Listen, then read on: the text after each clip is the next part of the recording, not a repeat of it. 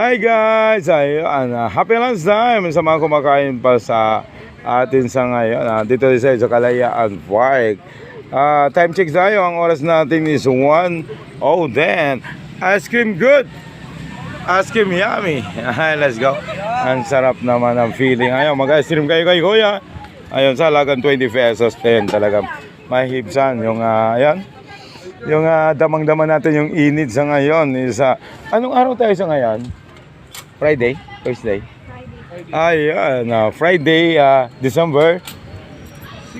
Ayan, December 6, malapit na. Ayan, Merry Christmas in advance. Tingnan natin guys, panalo na yon yung mga kapatid natin doon. Nagpa-practice dito sa Kalayaan. Sa ilalim ng tirik na araw, talaga hindi iniinda talaga yung pag-perform nila, yung pag-practice nila. Yung guys, grabe naman yun. Antibay naman ng mga ano nun.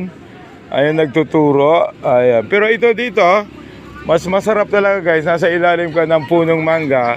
Kasi nakakatulong din to para ma-cover natin yung daman-daman yung sobrang init sa ngayon. Then, ayan, kung maglalabas kayo, kailangan magdala ng payong. Ayan, sa mga sombrero na lang. Ayan,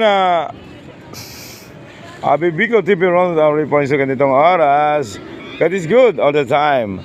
I've seen good ice cream. Yummy. Thank you so much. Ayan, let's go sir.